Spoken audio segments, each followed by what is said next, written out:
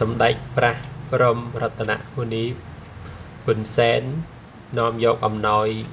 សម្ដេចធិបតីហ៊ុនម៉ាណែតនិងលោកជំទាវបណ្ឌិតចែកជូនពលរដ្ឋជនពិសិដ្ឋជិត 1000 គ្រួសារសម្ដេចព្រះបរមរតនមុនីប៊ុនសែនប្រធានធរសភានៃព្រះពុទ្ធសាសនាកម្ពុជាលោកស្រីស៊ុនណោមសមាជិកក្រុមប្រឹក្សាខេត្តលោកងៅសេងកាក់អភិបាលរងខេត្តនៅរុស្ស៊ីថ្ងៃទី 16 ខែធ្នូឆ្នាំ 2025 បាននិមន្តនិងនាំយកអំណោយរបស់សម្ដេចធិបតីហ៊ុនម៉ាណែតនិងលោកជំទាវបណ្ឌិតនិងនាយឧត្តមសេនីយ៍ទៀងសេហាព្រមទាំងសម្រស់ចិនចែកជូនដោយពលរដ្ឋភាសិកចំនួន 906 គ្រួសារដែលកំពុងស្នាក់នៅតាមប្រទេសបងប្អូនតាមវត្តនិងតាមសង្កាត់ចំនួន 4 រួមមានសង្កាត់សៀមរាបសង្កាត់ស្រងែសង្កាត់ទឹកវើសង្កាត់សាលាកំរើកក្រុងសៀមរាបក្នុងឱកាសនោះលោកនៅសេងកាក់បានលើកឡើងថាវត្តអារាមមិនត្រឹមតែជាទីសក្ការៈបូជាប៉ុណ្ណោះទេតែក្លាយទៅជាទីចម្រោកសុវត្ថិភាពនិងកំពុងស្នាក់នៅអាស្រ័យតាមប្រទេសរបស់បងប្អូនក្រុងសៀមរាបសម្រាប់បងប្អូនកំពុងរងគ្រោះទុក្ខវេទនាទាំងផ្លូវកាយនិងផ្លូវចិត្តដោយសារសង្គ្រាមឈ្លានពានពីសំណាក់កងទ័ពថៃលោកបញ្ជាក់ថាទូទាំងខេត្តសៀមរាបមានបងប្អូនប្រជាពលរដ្ឋជនភាគមកពីខេត្តបន្ទាយមានជ័យឧត្តរមានជ័យនិងខេត្តត្រាវភាក្នុងសង្គ្រាមព្រំដែនកម្ពុជាថៃចំនួន 23,325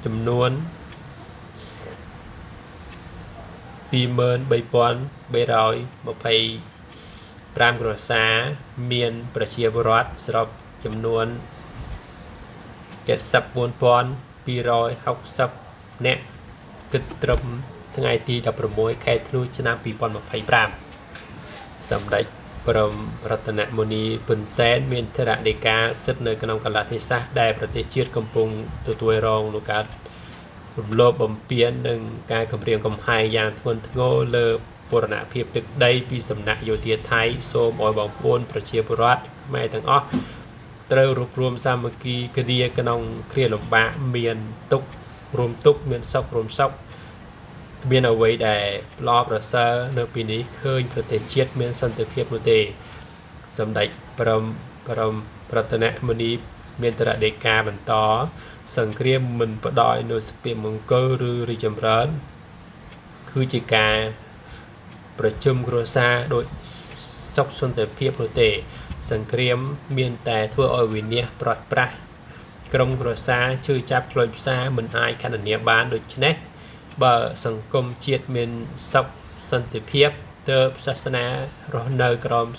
សុខស្ងប់បានសម្ដេចបរមរតនមុនីមានធរណីកាបន្ថែមថាស្របនឹងស្ថានភាពនេះវត្តអារាមគឺជារបស់យើងទាំងអស់គ្នាហើយនៅទីនេះជាទីស្នាក់អាស្រ័យនៃសេចក្តីស្ងប់និងជាទីដែលយើងត្រូវបានរស់ដោយផ្អែកលើធម៌មេត្តានិងធម៌ករុណារបស់ព្រះសង្ឃសម្ដេចព្រះបរមរតនមុនីមានធរណីកាការផ្ដាំផ្ញើដោយចាអធិការគ្រប់វត្តទាំងអស់ត្រូវសហការជាមួយនឹងអាជ្ញាធរនិងនិមន្តចុះសាកសួរសុខទុក្ខដោយបងប្អូនប្រជាពលរដ្ឋជនពិសិដ្ឋនៅតាមប្រទេសឬបណ្ដៅសុវត្ថិភាពពីព្រះសង្ឃនិងវត្តអារាមដែលមានការរីកចម្រើនទៅបានអាស្រ័យដោយប្រជាពុទ្ធបរិស័ទដូច្នេះទុក្ខលំបាករបស់ពុទ្ធបរិស័ទក៏ទុកជាលំបាករបស់ព្រះសង្ឃដែរ